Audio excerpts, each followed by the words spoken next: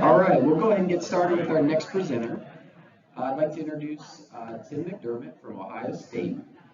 Tim has been with Ohio State OSU Extension for the past 8 years and has 20 years in private practice veterinary medicine and surgery. He lectures locally to internationally on tick-borne diseases and how we can keep ourselves, our families, and our animals tick safe. He is adjunct faculty in the Department of Veterinary Medicine at OSU College of Veterinary Medicine. All right, turn it over. Thank you. I'm a little bit of a walker and a talker, so I'm going to walk around. And this is an interesting setup for me. So, like, my eyes are horrible. I don't even barely see the people in the back of the room. But you guys are going to miss out on the greatest video ever here in just about a second. So what I'm going to do is I'm going to give you an update on Asian Longhorned tick in Ohio. We have been tracking the Asian Longhorned tick for a long, long time. You know, when it first came out with its initial presentation in New Jersey in 2017 with large numbers of ticks on animals, and then we saw how rapidly it started to spread out of New Jersey. We knew it was only a matter of time until it got here. So I'll show you a picture of some ticks on a finger, and that finger is in this room right now. That's my Halloween voice. These are the 5 ticks of medical importance to humans, companion animals, and livestock in Ohio. And we're really only going to talk about Asian Longhorned tick. Really what I want to draw your attention to is the ticks on the finger for size comparison. So on the far right, you have some lone stars, male and female. And then the large ones in the middle are American dog ticks, male and female. And then the little ones on the left are male, female, and a nymphal form of the black-legged or deer tick. The reason I want you to look at size comparison there is the Asian Longhorned tick is one of the smallest ones. Its size is closer to deer tick size. So we have lots of pictures of them. I just want to make sure you kind of are aware that they're a pretty tiny one, and they're just sort of so this is the video. Sorry, I have files on the registration table. If you haven't seen little vials of ticks, and I do have longhorn ticks in one of them. I would definitely take a look at them if you have a second. So if the people in the front are going to have the greatest view of a video, and if you want to watch it after, you can watch it after. But so the story of this was shared with me at the International Integrated Pest Management Symposium in 2022, and what it is in upstate New York in 2018, maybe 19, a work crew had driven their truck, and it was September, and it was very warm, so they left their truck idling on the side of the road, and it was there for an unknown amount of time. They left it on because they wanted to be able to bop back and forth inside for air conditioning. And then when they came back after an undetermined amount of time, they noticed that there were ticks crawling all over it.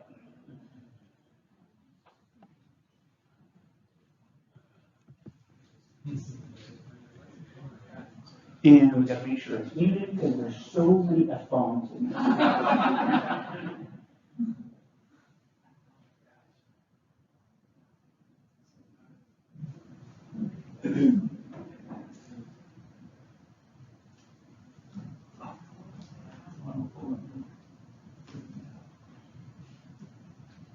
So every speck on this truck is a tick, an Asian Longhorned tick. All 3 life cycle stages are present. And basically they're just questing on this truck like it was a giant cow that just sat there. And, you know, when I think of, and I watched this video and I've watched it like 50 times, I think to myself, how long was it there? How far did the ticks come to get there? They would have had to have come tremendous distances. There's thousands and thousands and thousands of ticks on this truss. And then I think about the dude whose boots are in the back of this truck. And then I think, what did they do after? They got in this truck and they just drove to their next place. They probably weren't thinking this is Asian Longhorned tick. You know, the various expletives in there showed they were impressed with it, but not really in terms of, modifying behavior necessarily, because they're right up on it. And in fact, there's a really funny line where the dude who is filming gets right up on it, and his buddy's like, "Are you sure that's okay?" And he's like, "Yeah, don't worry about it."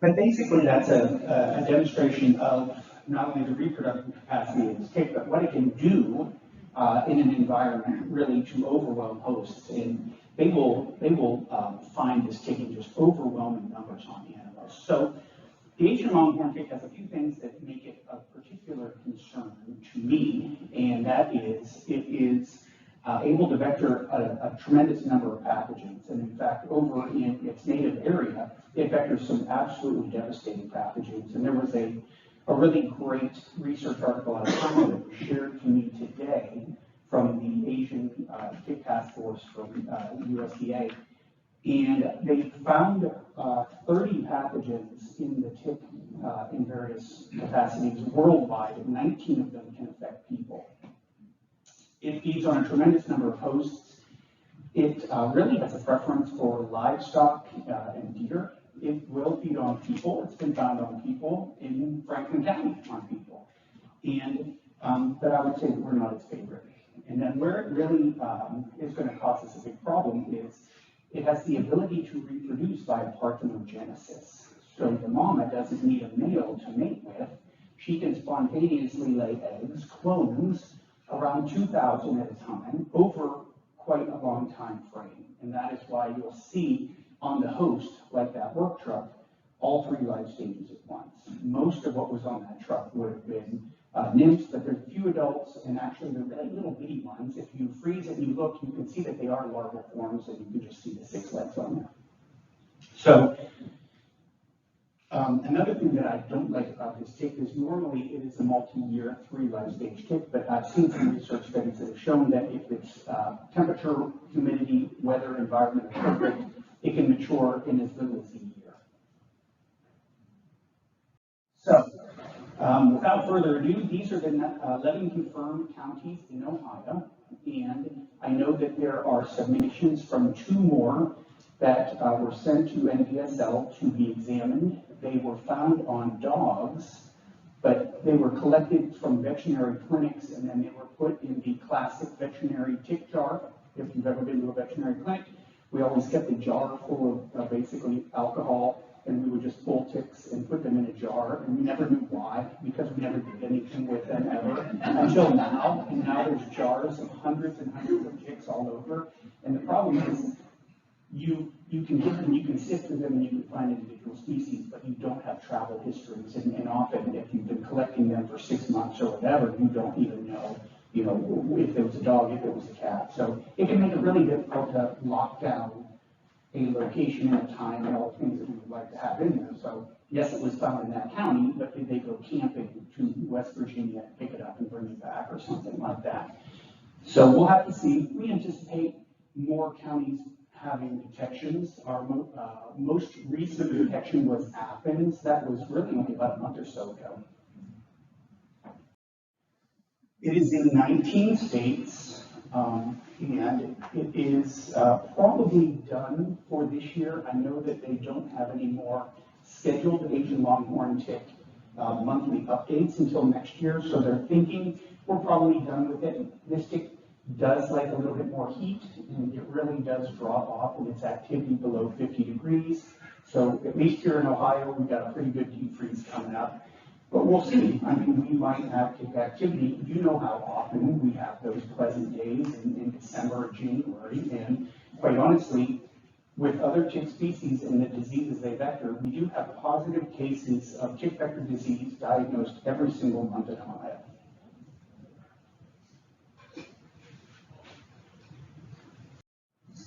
All right, so the tick has been found on tons and tons of different species. It's been found on companion animals. It's been found on all livestock species of consequence. And I want to give a shout out to Risa Fesipane, who I don't think is in this room. I don't think she could make it to the conference, but she's part of our working group with me and Sarah and Leanne and a whole bunch of other people. And Sarah, and she shared some data with me that I'm going to share with you guys. It is in review, but we're going to go over a couple of really cool things that she did. Sort of the story of Asian Longhorned tick in Ohio. So there is a funded study, and the partners are Ohio State University and Gigi's, and what they do is there's 5 counties identified in southern Ohio where rescue dogs go into humane organizations, and then they're examined, and they're basically the ticks are removed off of them, and they've been sampling those and sending them in for the last several years. And what basically resulted in was our first detection of Asian Longhorned tick in Ohio. That was on a rescue dog in Gallia County. And what was really cool was, basically if you looked just with your naked eye at an Asian Longhorned tick, you would find it looks kind of similar to the common brown dog tick. And so they found a brown tick on a dog, and they didn't diagnose it as brown dog tick. They found out it was Asian Longhorned tick. So I give them big props for basically finding that needle in the haystack. And whereas for a lot of other tick species, we like to have lots of life stages in one place in order to kind of call that it's here. When we have an invasive, when we find one, then we think it's here. Unfortunately, it's a rescue dog running around southern Ohio. It's a beagle. They're as common as beagles in southern Ohio. And so we really don't have the ability to say where it came from or how it got there. We do know that Gallia is right on the river. The river has never been a barrier whatsoever for tick migration into Ohio, as it's basically almost all the ticks that we have here had to cross the river at one point. And that's very similar to the original Asian Longhorned tick episode in New Jersey. In 2017, it literally was found in huge numbers on a hair sheep named Hannah on a farm in New Jersey. And when they went in there and they did the history, they had no history of travel. The family had never traveled. They don't know, the sheep, the neighbors, their surrounding farms. There was no history on how that tick could have gone in there. But we do know with parthenogenic reproduction, it could reproduce in tremendous numbers, and in fact, the thousands and thousands of ticks on that farm were clones. Okay. So that was in 2020. And then in spring of 2020, I was talking with Risa, and I mentioned that, because I do a lot of work with beef cattle and with small ruminants and forages and things like that, and I had been talking to the farmer researchers at our research farm in Jackson. So we have research farms all over the state, which is a good thing. And they are predominantly raisers of beef and sheep on that research farm. And I had done projects with them in the past, and I knew that shortly they were going to be running animals to the chute. And they're great to work with. They have researchers show up all the time. They can draw blood. They do whatever you need. They can run 100 animals through there if you need to do stuff with them. And so I mentioned, hey, they're going to be going down there. Jackson's right next to Gallia. You can have a whole bunch of animals, you can send a bunch of graduate students down there, they can look for ticks, they can pull them off and we'll see what we get. And sure enough, in May, spring, I think May, we found an Asian Longhorned tick, one of them at our Jackson Research Farm. Not thousands of them, just one, in the county right next to Galway. So now we got two. Then in the summer of 2021, I'm vacationing in Seattle with my family, and I'm checking my email because my kids are in their 20s and they sleep until noon, and I get up at 5:30. So I got plenty of time to check my email, and I look at my email, and there is an email from a colleague of mine who is the former ag educator in Monroe County. He had retired about a year ago, and I've been doing tick presentations as part of our pesticide applicator training for years, so he sends me an email that says, Tim, I have a tick question, can you give me a call? So I give him a call after I let him wake up, and he's a farmer, so he's up at 5:30 also, and he tells me that his neighbor had come over that morning, and when he was doing a herd check, he saw 3 dead animals in the pasture. When he went to check the animals, they were covered with ticks. And so he brought my buddy over, and he said, I've never seen that many ticks on a cow in my life. All of them were completely covered. There were so many in their ears, you couldn't even see in the ear canals. And I was like, okay, that sounds horrible. Can you send us some of those? And they did, and that turned out to be our 3rd county with Asian Longhorned tick here in Ohio, and our 1st with high level of mortality. The 3 animals were not calves. Now, Asian Longhorned tick is known to kill calves in as little as 5 days of feeding. These were 2 mature cows in their bull. That's 4,000 pounds of beef that these ticks took down. And they did blood tests on the rest of the herd because the farmer basically buried those. And we had to kind of come up with our initial treatment protocols for Asian Longhorned tick on pasture at that time, and we're still refining them. But the working diagnosis is that there was overwhelming blood loss, anemia, and secondary shock from feeding on these cattle. And so Risa took her students, and they're in Tyvek at that point, right? If you're going to walk into the environment, you guys saw what they can do to a cow, because that's what happened to that truck. That's what happened to those cows. And in fact, there's a picture overhead of the pasture. It was a unique environment, meaning that we had had a bunch of rain, so this is July, and normally July cool season pasture grasses in Ohio have dormanted, and they're not very large, but this pasture had gotten good rain, and it had not been grazed in a year. So the producer's thinking, I'm just gonna run some cows in there, they can eat whatever good grass is in there before I bush hog it down, and then we sort of move on, not thinking that it was going into basically a death trap. So this is high grass, and millions and millions of Asian Longhorned tick in the pasture. And so we know that because Risa went there with her students, and they did a tick drag. They opened the gate and did a tick drag, and that was the first tick drag. So you take a tick drag, and if you guys, most of you guys know, this is a different crowd than my normal crowd. Throw that down on the ground, swipe it up, take your cat hair roller, roll it over there, pick off the ticks if you get lucky and catch 1 or 2. And this was the first swipe inside the gate of the pasture. The first swipe with the tick drag had 9,287 Asian Longhorned ticks on it. So you just run the math at that point because you have a 1 yard square of clover.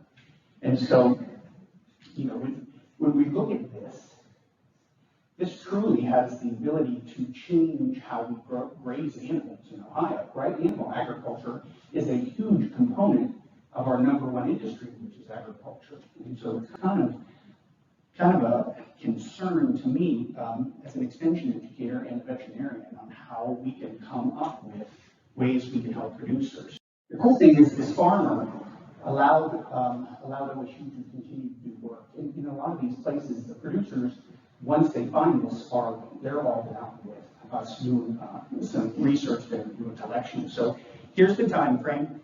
Early July, I'm in Seattle. They give me a call right at the front. And basically, I told them to mow the pasture down and get the animals off that and get a tick product on that. So they did that, and then we started to do some tick collections. At Risa has a graduate student, Andreas, that went down there trying to figure out a lot of the phenology of the ticks in this space, because we have some phenology for Rutgers, because that's in Jersey, and we are the ones doing the initial study. We have phenology for East Asia or for New Zealand or for Australia, but we really kind of want to figure out what it's going to do here in Ohio. And so they did a bunch of tick collections and things that way. And what they were doing is trying to activity patterns. Like, so there's a forest, there's edge habitat, and then they did some tick dragons in some of the lawn areas there. And then they tracked animals and they did all that collection stuff. Basically, what the phenology from that space was that we had heavy adult activity from May to August, heavy nymphal activity from June to August, and heavy larval activity from September to October. And then when we sort of where we find them, this is really interesting to me. So the nymphs are most commonly found in the forest. The larvae are found in the grassy areas. So basically, the adult just falls off cows into the ground, and then they lay their eggs in whatever organic matter they can find there. The adults were primarily found on edge habitat, which makes sense to me because I used to do a lot of work early in my extension career, helping hunters create wildlife habitat. And one of the things that we really wanted to do was work on creating edge habitats, because that's where the animals like to congregate. That's where we find lots of adult ticks. Now, one farm, one season, and we know how Ohio is, basically different from year to year. But when we look at that tick, we have to realize that each of the 5 species of medical importance have their own phenology curve. So at any point, you can go out and find whole different things out there. So right now, Asian Longhorned is decreasing activity, but take a look at the curve for deer ticks. The largest populations of adult deer ticks right now in Ohio is right now. That we're at the biggest peak of the 2 adult seasons. I like to joke with deer hunters, and I think I laugh and they just look at me funny, but I tell them, when you're out hunting deer in deer season, the deer ticks are out hunting you. Any hunters in here? All right, there you go. See, isn't that funny? Super funny. And what we had first seen and what we had noticed sort of in our early phenology is we've had 3 incidents of large numbers of Asian Longhorned tick on cattle, thousands and thousands and thousands of them. The only mortality incident was Monroe. Interestingly enough, we had 2 large-scale detections in Belmont and Morgan, and I had done programs for their cattlemen a few months before that. And so I'd like to think that that was helpful in reporting for them scouting and looking at that. But then we had a really interesting thing. So this is Risa's phenology curve right there, and we do have differences in years. In 2021 and 2022, we had that classic Ohio, blazing hot heat that turns on basically from Memorial Day until Labor Day. And in all 3 of these cases, we did have similarities in the pasture grass conformation, meaning all of them were tall grass. Now, Monroe was eye-high and hadn't been raised in a year. In Belmont and in Morgan County, what they were is the last paddock being grazed in the paddock rotation. And these are really experienced cattlemen in both cases, and they moved animals in and they knew to scout. So they knew that this was a potential from that year because we saw it in the previous year. And I always tell producers now, if you're moving them in July and you're going into big grass, put something on them before they get in there. But then we had the weirdest thing happen, and that was a report where a farmer contacted our working group, and I was the one where the phone call rolled to, and I was talking to him, and he's from Gallia County, and the initial presentation was he had a down calf in April. And there's any number of reasons why you have a down calf in April, right? Those are young animals, and it could be any respiratory or digestive problem in there. But when he went to examine the calf, he found a bunch of ticks on that calf. And so this was Gallia County in April, right? We know we have Asian Longhorned ticks in Gallia, and these were Asian Longhorned ticks, but it was April. And if you look, they didn't even think when they collected phenology data to look at April, because normally that's never going to happen. But talking to the farmer, and if you guys remember, March and April this past year were hot. It cooled off in May, but it was really warm.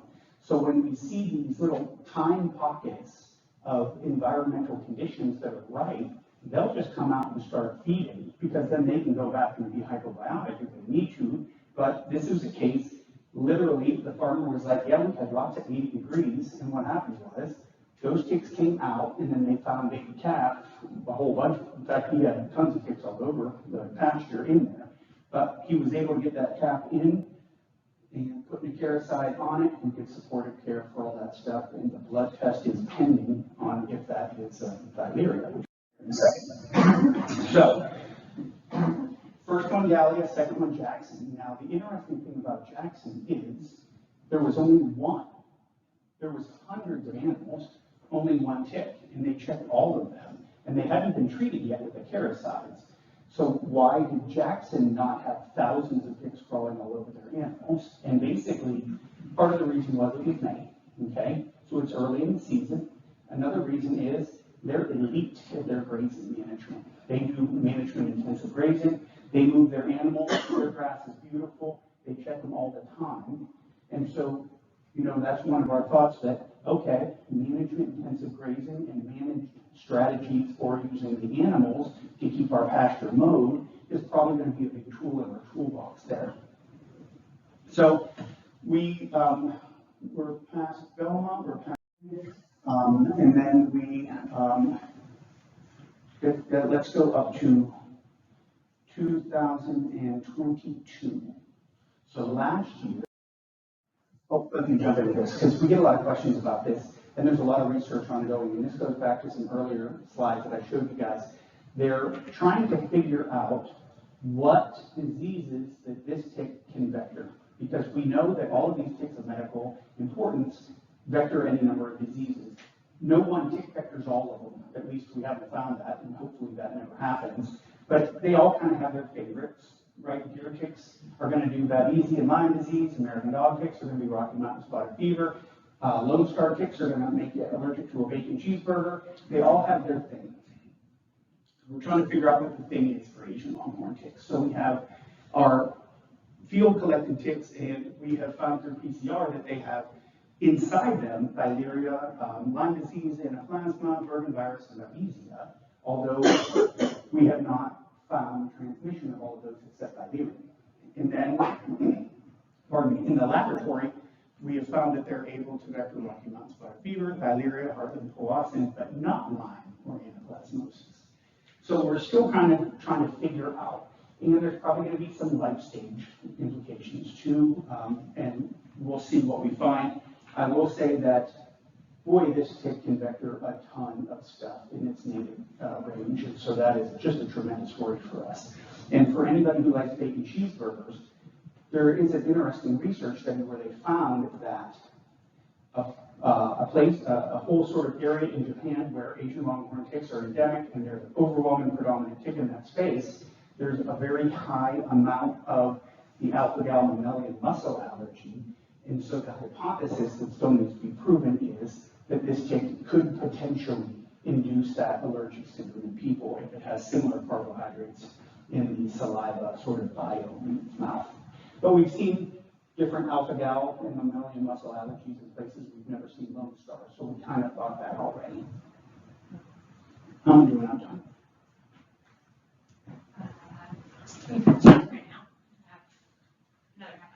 Ooh, sweet. I got 48 more slides, okay. All right, so let's talk about Asian Longhorned tick and how we're going to have to kind of figure out our best management practices, because like I said, this can just be overwhelming on animals. Now, when they breed in space with parthenogenesis, you can just have tons and tons and tons of ticks on there. And you know, this is a white cow, but that's not the most common kind of cattle that we graze here in Ohio. That's going to be Angus crosses or Angus, and those are black-haired animals, and so your scouting is not really going to be good. And you know, I talk to producers all the time. They work animals twice a year. Some of them work their animals once a year, and so we really have to sort of adapt what we're going to be doing in terms of trying to keep all these critters safe. Now, the disease that this tick is a competent vector of is called thyleria. And thyleria causes thylauritis. Thylauritis is a blood disease. It's sort of like malaria in people. Thyleria is a protozoal parasite. The signs that you would see in animals are going to be, they're going to be febrile, they're going to be inappetent, increased heart rate, respiratory rate. Basically, they're going to be down. And this can affect any stage of animal. It can induce stillbirth. It can cause them to be jaundiced or icteric as well. We kind of see that. There is no treatment. There is no treatment in the United States. There is a approved medication in Europe. It's called buparvicone, but it has an 18-month withdrawal. So it's never going to get an FDA approval here for that because we can't have that. So we had our first positive case of thyleria, crossbreed bovine female 8 to 10 years in Clarington, which is Monroe County. And basically, no treatment. We have to do supportive therapy. So this is a disease that basically the cattle have to recover from on their own. They have fatality rates projected to be between 5 and 10%. And when it gets in a herd, basically it can be vectored by Asian Longhorned tick. And if you have Asian Longhorned tick on a farm in any numbers, that means every animal is going to have this in there. They all have to recover from it, and then they're all persistent carriers for life. And so we've been starting some test results, and we have found that in 2 different ways. So we have blood submissions to ADDL, and we found it in 5 counties at ADDL, which is the Animal Disease Diagnostic Laboratory, Ohio Department of Agriculture, out on US 40 in Lincoln County. And that is Monroe, Harrison, Crawford, Columbia, and Guernsey. So of those, we're suspicious that at least 2, maybe 3 of them were cattle shipments into that space. The reason is there's only Asian Longhorned tick in a few of those, and I'm sure we're going to find Asian Longhorned tick in Harrison because Harrison is ground zero for ticks in Ohio, that whole cluster over there. Crawford is a really interesting outlier. I know they have a bunch of dairy up there. My guess would be that that would have been shipped in, like tell producers, whatever you do, don't adopt a problem. Whatever the heck you do, don't buy a problem. But we do see that frequently, and especially because they can be asymptomatic. When we look at Guernsey, we know we have Asian Longhorned tick in the Monroe area as well. And then there was a number of blood test submissions down to Virginia because Virginia and West Virginia and all that area has much higher rates of thyleria because they got Asian Longhorned tick first, and now it's moving into us. And so they have a vitals lab there, and they had positives from Adams, Tuscarawas, and Carroll counties. I've been working with a producer. He is, well, I'm not going to say where he is, but I've been working with a producer here in Ohio and talking with him over the last several weeks. He buys pods of high-risk bred cattle, generally from Virginia or West Virginia or Pennsylvania, where he can feed them out here, and then they can give birth, and it's sort of a cow-calf operation for replacements without really breeding them on the farm. Somebody else breeds them, then they sell them cheap because they are high risk. And high risk means they're probably coming with disease, and he has very high fatality rates. He was having probably 10 to 15% on any given pod, and then he lost 12 out of 44 cattle just recently off of that. So working with his veterinarian, because we only have a handful of them here in Ohio, they're seeing large animal out that way, we did draw blood on the whole herd. So hopefully we will get some herd prevalence rates for that area that we can share within the next year or so. Okay, so what do we do about controlling Asian Longhorned tick in the environment, right? What do I tell a producer when they call me and they find tons of them on their cattle? We do have products that are labeled for ticks in the environment, right? Most of them are permethrins, bifenthrin or lambda-cyhalothrin and things like that. The studies that have been done in New Jersey have shown that they are basically all the products that are labeled generically for ticks are effective. They might not have an Asian Longhorned tick label, say for companion animals, because if we're talking about pasture or rangeland, it just says ticks or whatever bug it's on there. But with companion animals, the doggies and the kitties, they like to give a certain amount of weeks of protection that it gives depending on tick species. And if you read the box really carefully on whatever acaricide product you use from your vet, you might see that it says 4 weeks of control for this tick and 6 weeks of control for this tick. So we're now starting to get those labels, but in the environment, we found that they did 2 pyrethrins, or two pyrethroid synthetics, an insect growth regulator, and then a carbamate, which is basically 7 dust. And they found that the pyrethrins work the best. All of them work to some level. The problem is they have to be on the tick to kill the tick.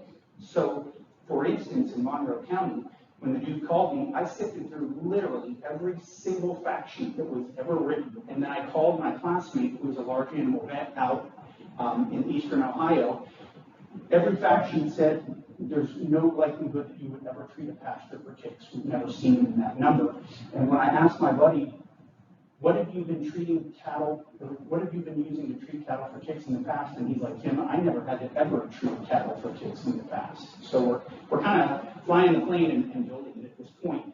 But we have found that we can get good control if we can get it on the tick.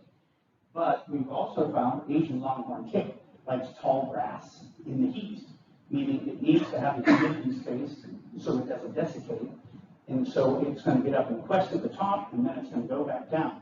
So if you go to surface apply a bunch of pesticide on top of a pasture grass that's tall, it just sits on the top where the ticks down below.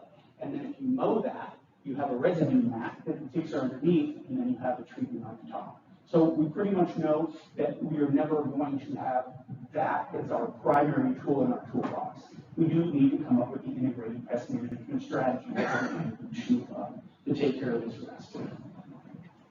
So in terms of animals, we have a similar thing that I was alluding to before. We do have a number of products that are labeled for ticks and animals. Most of them are going to be pyrethroids or organophosphates, and we have not seen any problems with them. Ivermectin is commonly used outside the United States for external parasites, and I used it a ton for external parasites in companion animal medicine. It would need to be applied extra label if you wanted to use it for cattle for control of Asian Longhorned tick.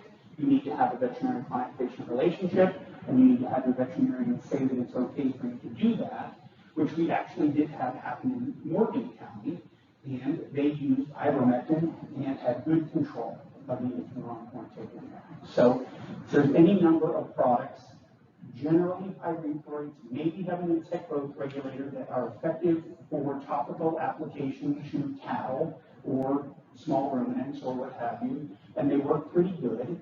And they're going to work pretty good until they don't, right? Because this tick is a clonal tick, meaning as soon as we have a mama that gets resistant, she is going to lay a whole bunch of resistant babies. And males are rare. In fact, I want to say that the first male Asian Longhorned tick was found off of the Gallia County farm from April, and it was the first in the United States for Ohio. We're number 1. Yeah. But like extraordinarily rare. So why is that a problem? Because what you would like to have is a whole bunch of males in there and they would have to breed together because the males are going to provide genetic refugio with susceptible traits. But if mama never has to mate, she's never going to be introduced to susceptible traits. What's going to happen is we're going to be treating in the clonal ticks that have resisted to the pesticides. We're going to wipe out all the non-resistant pesticide critters out there, and the only ones that we're going to have left will be them resistant to the treatments that we have. So, right, it's Halloween. We need to be spooky today. We're spooky. In dogs and cats, they're finding that all of the various products that are labeled for ticks in dogs and cats have pretty good efficacy for treatment on those companion animals. But until we have all of the labels done, and we're starting to get more labels done, all of that would be considered extra label, but effective. So you basically, you work with your veterinarian to get the best product that fits in your budget, and until we have major problems, so far so good. Okay, so what are some other things that we might be able to do in terms of environmental management? The crazy thing is, you'll look at a bunch of different fact sheets that have been written from a bunch of different extension places regarding management on pasture, and the number one recommendation, and it's very, very effective for tick control, is to keep your pastures mowed extremely short. The number one way that you go out of business as a cattle producer is you keep your pastures mowed really, really short, because that's what the animals do. And if you eliminate their food, then you don't have any way to graze the animals on there. So what we have to do is kind of find a balance. Recognize that there's going to be really high risk times. Try to figure out what our animal applications of acaricides are going to be so that we have maximal effect. And one of the things that I've been working with producers this year is, since they work with their animals so few times, how do we figure out our best way to do tick prevention and then tie it into the other problem that they're doing external sort of pesticide application, and that's for face flies and corn flies, especially to combat pink eye, which is infectious keratoconjunctivitis, another disease that affects cattle. And so there are products that are labeled for ticks and for flies.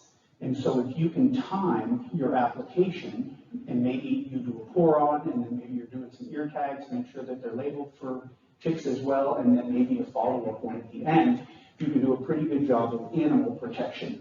Now, a lot of these topicals don't last for very long, and you might have a fly tag on there, but it might not have efficacy for ticks, quite honestly. You really have to be a label reader for a lot of these, because it might have permethrin in it, but it might not be a lethal level for ticks where it would be a lethal level for flies. And so that's sort of how the timing of this goes.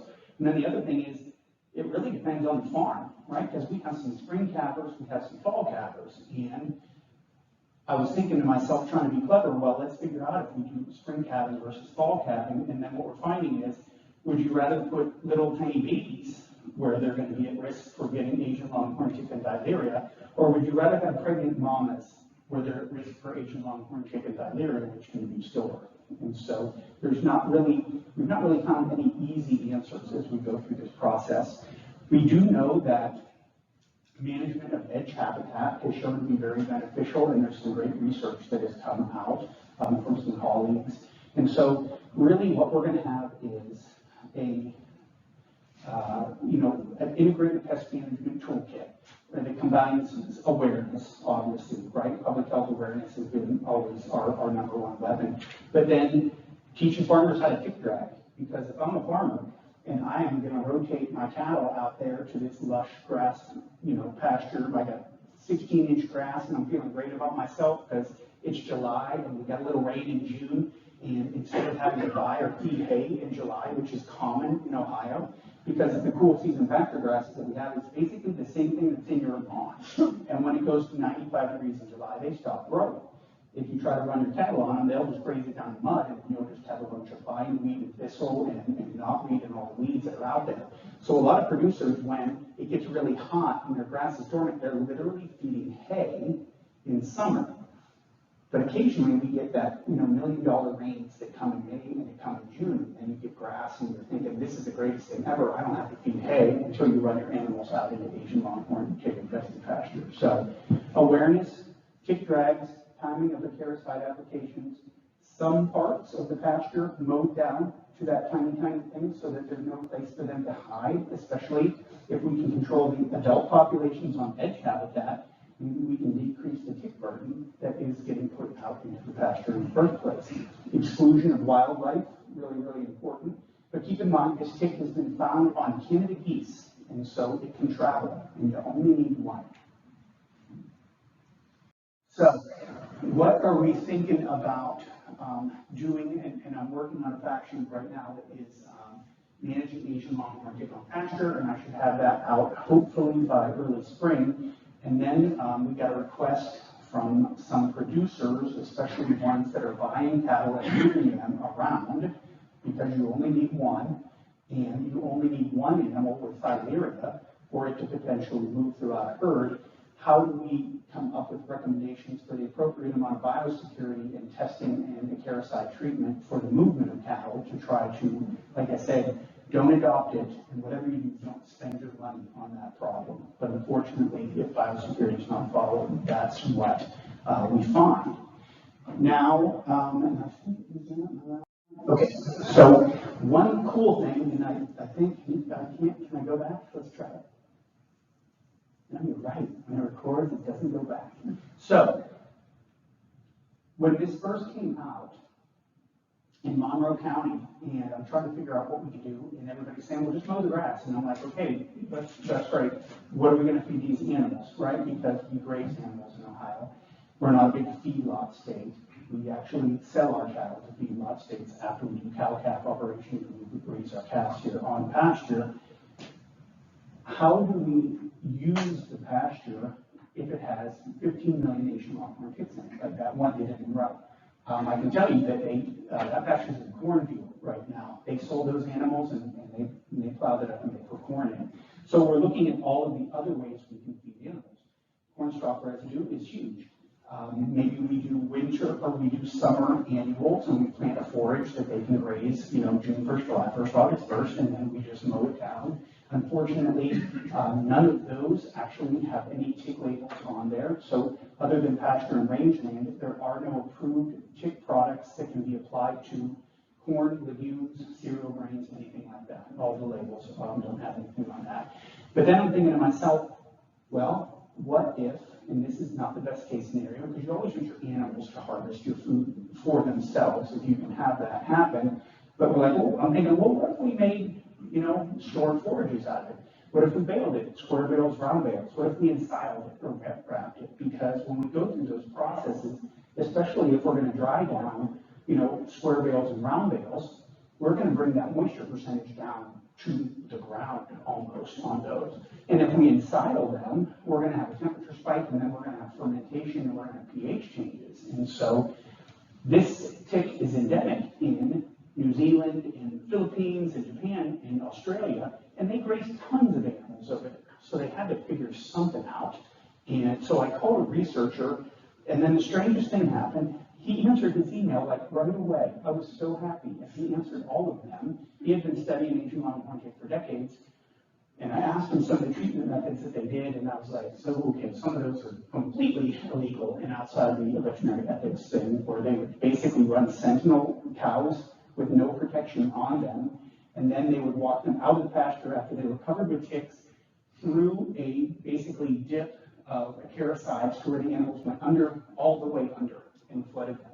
And those would obviously be cull animals, and ethically, I couldn't agree to do that. These poor cattle and get them chewed on by a bunch of ticks.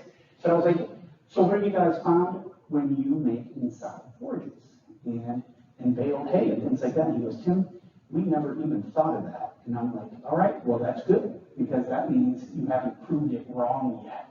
And so I sent him all of the curing curves and pH and temperature curves of everything for all the different stored forages and inside forage, haylage, silage. And he ran them through all his relative humidity and survivability models. And in the laboratory, and you guys, right, in the laboratory, actually the ticks should die in a relatively short period of time in stored forages. If they're made correct, that's one thing, and then they're stored correct, right? If you put a round bale on the ground outside and you have no wrap on it, it's sitting on the ground, it's going to get rained on the outside, and the base level is going to be basically perfect tick habitat in organic matter, and then when an animal feeds on it, they're just going to shove their head right into it and get it right on the face. But if we get it off the ground and get it in the barn, or we can get it wrapped up, then we have a chance. And so recently I applied for a grant, and we haven't told the farm staff at Agricultural Research Station this yet, but if we get funded, what we want to do is toss sachets of Asian Longhorned ticks into the windrows, and then get them all baled up, and then get them all stored, and then we find a bunch of graduate students, get them sift through all of that, and see if they live at 1 month, 6 months, 1 year, and we'll see what we get. But that would be a good workaround. If we can make forage, and we can make food out of the pasture, and we can kill the ticks in the process, maybe that's one of the tools in our toolbox. So the last slide that I'm leaving up here is something that we've been working on for a long, long time with our knowledge exchange, and that is the BITE site.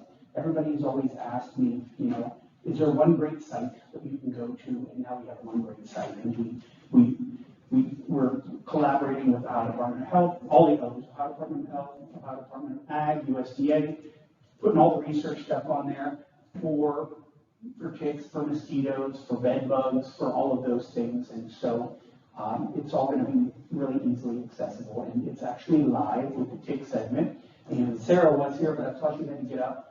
She'll lead the mosquito portion, and we'll get the mosquito portion up there. And it links in real time to all of the most amazing different things from ODH. If you haven't been on ODH's website, where they show the counties and things affected, and all of the better real-time data we're keeping right now, it's just fabulous. So if you're looking for a place to send people, it's also super easy to remember, kx.osu.edu/bite. And then we do Go links. And what a Go link is when we take a website and we shorten it down and we call it go.osu.edu/bite. But that's not any shorter than kx.osu.edu. It may be just a little bit easier to remember. So questions for me? Okay, you want it at the same time? Yeah. You mentioned the vets having the jar of ticks. Is there anything that has changed? Is there a protocol that's shared with the vets? Hey, if you pull the tick off of a dog while it's in your location and you want to get it checked, is that something, that conversation is happening? So, yeah, that's a great question. So now that we know that we're trying to do tick collections and we want to figure out and collect all this data and sift through it, yes, there are conversations going out about that. The problem is there are so few people that are able to accurately ID them and do all of that testing here. And I know RISA probably has tens of thousands of ticks backlog. Okay. But we're working on a laboratory at Ohio State that will be able to process these things faster. And we need time because we need tons of students and PCR to do all those things. So the word is getting out. And at Farm Science Review the last couple of years, they were pulling veterinarians on knowledge and connecting with all of those things. And so, yes, I would say, the public health outreach for Asian Longhorned tick is moving at a hopefully fast enough pace to keep up with that. Yes. I was just curious, going back to, we had our tick symposium a couple weeks ago. Yeah. I saw that video for the first time. With all the entomological minds, the veterinary minds, what do people think, and why was it, it's truck, it's not even, what are they busting? What was it about that? Yeah, so that was, why did all those ticks quest on that truck? And it's really what my personal hypothesis is. It was emitting heat and carbon dioxide. And they were just, but how far? There had to have been wind carrying something, and there's got to be some pheromone sensing or something, because there was thousands and thousands of ticks on that truck, and unless it just parked right on top of thousands of ticks, they had to have walked for an unknown amount of time and distance to get there. But basically, the same as like a cow that goes in there, and but the truck's not driving, so when they're questing, they're not grabbing it. They literally sensed it, smelled it, heard it, whatever, called all their friends, and then you can literally see them crawling to the top, just like they would, on anybody in here, trying to find a place to attach. And when they all got to the top and there was nowhere to go up, they're just piling on top of each other until they're falling off and then doing it again. So, I may have missed it. I thought I heard you say the warm weather really ramps them up. So I'm assuming they don't like the cold weather. Is there a northern limit to where the entry point in the state? yes, so the question was, is there sort of, we'll say temperature or northern limit for this tick? And there are several there's 3 models that I know of that model the projected tick habitat for the Asian Longhorned tick in the United States. And you can find those online, and if this was a general tick thing, that slide deck would have that in there. Because they do know what the preferential temperature and relative humidity needs of this tick are, and they are different for all the different tick species, right? Deer ticks, they don't mind cold, they're outside running around right now. it's 45 degrees, which means that the activity of the Asian longhorn is dramatically decreasing. So it's projected for a good chunk of the eastern half of the United States, a lot of the Caribbean and Mexico over here as well. Interestingly enough, however, if you took a look at those models, and so I have a slide deck that the models are overlaid, and so you see all the colors, and where all of the models, where one model, projects the ticks, it's like a light tan, and where two models project and they overlap, it's like a butterscotch color, and where all three models agree that the ticks will live in these spaces, it's bright red. And then if you put that habitat up against Ohio, fully half of the positive counties that we have in Ohio fall out of all three models, or two of the models, sorry. So what does that mean? Asian longhorn ticks don't read the literature at all. They do everything else really, really well, tick-wise. So you mentioned the Australians were using a cold cow to go through and. That was one method, yes. Okay. Could you do the same thing with the pickup truck? A whole pickup truck. You have to drive really, really slow. Right. Make it move. Well, I mean, Spray it all. ideally, they would come back and they would see their pickup truck has thousands and thousands of Asian longhorn tick, and they would pull out a backpack sprayer that has permethrin and just hose that down, instead of driving all over upstate New York and while ticks just fall off as they reach whatever temperature and speed in the wind.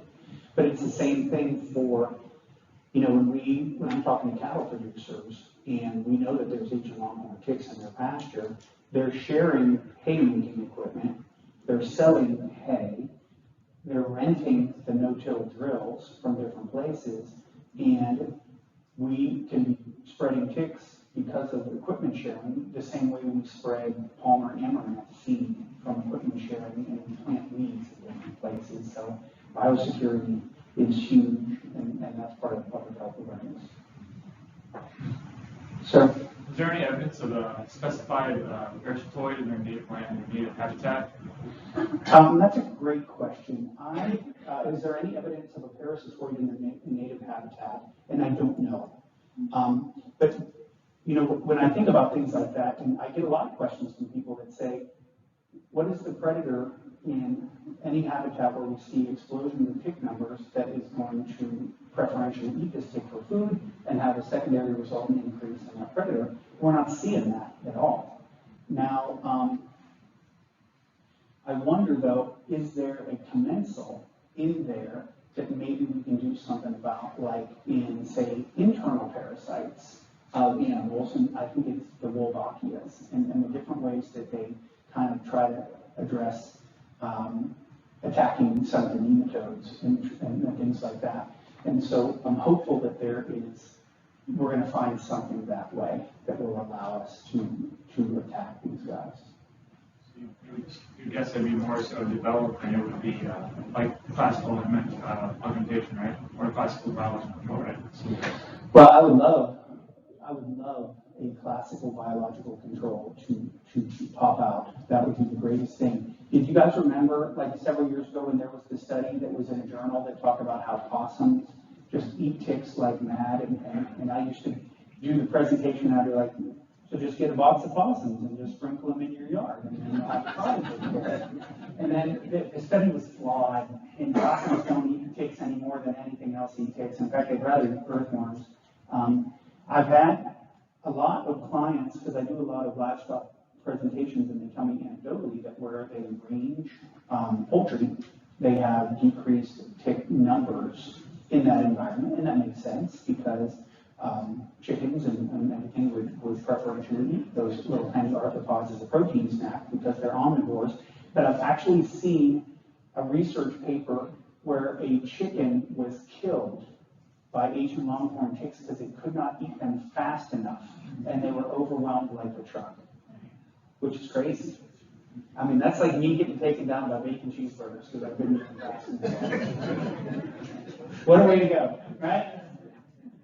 Yeah, so there's really, really interesting research, when we think about tick vaccines and we think about how do we combat ticks, there's really, really interesting research. The problem is, and if you go really deep into it, and this is a crowd that probably will go really deep into it, so do some research on the salivary and oral protein biomes that are in ticks that allow them to do all of the things that they do, right? So think about this, and these are the things I think about. A mosquito lands on you and starts to feed, and they have their little tiny piercing sucking mouth part, zaps right into it, and you feel that, right? And that is a tiny little needle, but you still feel it, and you slap that mosquito. Take a look at the feeding mouth part of a tick. It's a monster compared to that. It is a flat-bladed shovel with fish hooks on it, and it shoves that into a host, and you don't feel anything, and it'll be there for 10 days feeding, and it's just secreting things to feed the host's immunoresponse constantly. Tons and tons and tons of proteins. It has so many of them in there. One of them is the carbohydrate sort of mimic that is the alpha-galactosidase muscle allergy. But there is a really cool thing that they're discovering, and let me know when I'm running out of time, because I'll just talk until we're here and it gets dark outside. There's a thing called acquired tick resistance. So there are people and animals, and the article I read was about this dude, and his immune system identifies and kills ticks when they feed on him.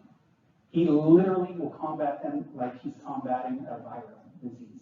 Now, he feels them bite, and he gets a big granulomatous response, and the tick dies and falls off. So if he kills it fast enough, he probably won't get a pathogen, although he might become allergic to bacon cheeseburgers because the immune systems work really, really quick. But when they look at different species in the wild, they find that there are certain species that have acquired tick resistance that do not let the ticks feed on them. Like, deer have nothing, and white-footed mouse, nothing. But I want to say like guinea pigs will actually have some acquired tick resistance. In fact, in cattle, there is what's known as box Taurus breeds, and that's what we have predominantly in the United States, like Angus and Herefords and things like that. They have no acquired tick resistance, but the Bos indicus breeds from India and Asia, where this tick is endemic, they actually have acquired tick resistance, and they are resistant to ticks and all that stuff. And so I'm hopeful that as we do research into really the protein mechanisms that allow the ticks to elude the immune response might give us a way to put some more tools in the toolbox. I'm done, right? Yeah, okay. Sorry.